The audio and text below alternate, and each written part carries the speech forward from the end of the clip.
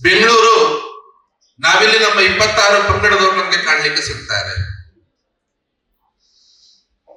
ನಾನು ಯಾವೊಂದು ಸಂಘಟನೆ ಜವಾಬ್ದಾರಿ ಹೊಂದಿದ್ದೇನೆ, SNJV ಶ್ರೀ ನಾರಾಯಣ ಗುರು ವಿಚಾರ ವೇದಿಕೆ, ನಮ್ದು ಉದ್ದೇಶ ಇದ್ದದ್ದು ಒಂದೇ, ಯಾವುದೋ ಒಂದು ಹೆಸರಿನಲ್ಲಿ ಇಡೀ ರಾಜ್ಯದಲ್ಲಿ ನಾವು ಗುರುತಿಸಿಕೊಳ್ಬೇಕು ಅನ್ನುವಂಥದ್ದು ಇದರ ಮೂಲ ಉದ್ದೇಶ ಅಲ್ಲ. ಒಂದು ಹೆಸರಿನಲ್ಲಿ ಗುರುತಿಸಿಕೊಂಡ ತಕ್ಷಣ ಸಮಾಜ ಒಂದಾಗೋದೇ ಇಲ್ಲ.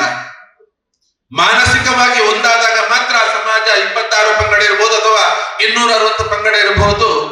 ಮಾನಸಿಕವಾಗಿ ಒಂದಾದಾಗ ಪರಸ್ಪರ ಒಬ್ಬರನ್ನೊಬ್ಬರು ತಿಳಿದುಕೊಂಡು ಅರ್ಥ ಮಾಡಿಕೊಂಡು ಹೊಂದಾಣಿಕೆ ಮಾಡಿಕೊಂಡು ಬದುಕುವಂತ ವ್ಯವಸ್ಥೆ ನಿರ್ಮಾಣ ಆದಾಗ ಮಾತ್ರ ಆ ಎಲ್ಲ ಪಂಗಡಗಳು ಒಂದು ವೇದಿಕೆಯಲ್ಲಿ ಬರ್ಲಿಕ್ಕೆ ಸಾಧ್ಯ ಇರುವಂತದ್ದು. ನಮ್ಮ ಸಂಘಟನೆಯ ಉದ್ದೇಶ ಇರುವಂತದ್ದು, ಇವತ್ತೇನು ಒಂದು ಹೊಯ್ದಾಟ ನಡೀತಾ ಇದೆ, ಬಿಲ್ಲವರ ಇರ್ಬೋದು, ಈಡಿಗರು ಇರ್ಬೋದು, ತಿಯಾ ಸಮಾಜ ಇರ್ಬೋದು, ಈಳವ ಇರ್ಬೋದು, ಇಳಿಗೇರ ಇರ್ಬೋದು, ಈಳವ ಇರ್ಬೋದು, ಎಳಿಗೆರೆ ಇರ್ಬೋದು, ಮಡಿಯಾಲಿ ಬಿಲ್ಲವ ಅಥವಾ ಬೆಲ್ಚಡರ ಹೆಸರಿನಲ್ಲಿ ಇರ್ಬೋದು, ದೇವರ ಮಕ್ಕಳು, ಹಳೆಬೈಕರು, ಗೌಡ್ಲ ಸಮಾಜ,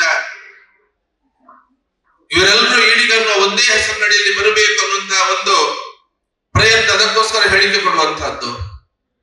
ಇದಕ್ಕೆ ಸೀಮಿತ ನಮ್ಮ ಸಂಘಟನೆ ಎಲ್ಲ ಯುವವಾಹಿನಿಯು ಬಹುಶಃ ಅದು ಆಗೋದಿಲ್ಲ ಅನ್ನೋದು ನನ್ನ ಮುಂದೆ ನನ್ನಲ್ಲಿ ಇರುವಂತಹ ಚಿಂತನೆ. ಯಾಕೆ ಅದಕ್ಕಿಂತ ಮುಂಚೆ ಆಗಬೇಕಾದ ಕೆಲಸ ಏನು ಅಂತ ಕೇಳಿದ್ರೆ, ಈ 26 ಪಂಗಡ ಒಂದು ವೇದಿಕೆಯಲ್ಲಿ ಕುಳಿತುಕೊಂಡು ಚರ್ಚೆ ಮಾಡುವಂತಹ, ಪರಸ್ಪರ ತಿಳ್ಕೊಳ್ಳುವಂತಹ ಕೆಲಸಗಳು ಆಗಬೇಕಾಗಿದೆ. ಈ 26 ಪಂಗಡಗಳ ಪ್ರಮುಖರನ್ನು ವಿಶ್ವಾಸಕ್ಕೆ ತಗೊಂಡು ಸೌಹಾರ್ದತೆಯಿಂದ ಸರ್ಕಾರದಿಂದ ಸಿಗುವಂತ ಎಲ್ಲ ವ್ಯವಸ್ಥೆಗಳು ಏನಿದೆ, ಸರ್ಕಾರದಿಂದ ಸಿಗಬಹುದಾದಂತಹ ಸವಲತ್ತುಗಳು ಏನಿದೆ ಜಾತಿ ಹೆಸರಿನಲ್ಲಿ, ಅದನ್ನು ಪರಸ್ಪರ ಹಂಚಿಕೊಂಡು ಇಡೀ ಎಲ್ಲ 26 ಪಂಗಡಗಳನ್ನು ಜೊತೆಯಾಗಿ ಮೇಲಕ್ಕೆ ಎತ್ತುವಂತಹ ಪ್ರಯತ್ನಗಳು ಇವತ್ತು ಆಗಬೇಕಾಗಿದೆ. ನಾರಾಯಣಗುರು ವಿಚಾರ ವೇದಿಕೆ ಅದಕ್ಕೊಂದು ವೇದಿಕೆಯನ್ನು ಕಲ್ಪಿಸಿಕೊಂಡಂತಹ ಪ್ರಯತ್ನವನ್ನು ಮಾತ್ರ ಮಾಡ್ತಾ ಇದೆ ಅನ್ನುವಂತ ಒಂದು ವೇದಿಕೆಯಲ್ಲಿ 26 ಪಂಗಡವನ್ನು ಸೇರಿಸುವಂತಹ ಒಂದು ಪ್ರಯತ್ನವನ್ನು ಮಾತ್ರ ಮಾಡ್ತಾ ಇದೆ ಅಂತ ಹೇಳಿಕೊಂಡು ಕೂಡ ಸ್ಪಷ್ಟವಾಗಿ ಇವತ್ತು ಹೇಳಲಿಕ್ಕೆ ಬಯಸ್ತೇನೆ. ಒಂದು ಹೆಸರಿನಲ್ಲಿ ತೊಳೆದುಕೊಂಡ ತಕ್ಷಣ ಇದು ಒಂದು ಆಗುವುದಿಲ್ಲ ಅನ್ನುವಂತಹ ಸತ್ಯ ಇವತ್ತು ನಮ್ಗೆಲ್ರಿಗೂ ಅರ್ಥವೂ ಆಗಬೇಕಾಗಿದೆ ಅಂತ ಸ್ಪಷ್ಟವಾಗಿ ಹೇಳಲಿಕ್ಕೆ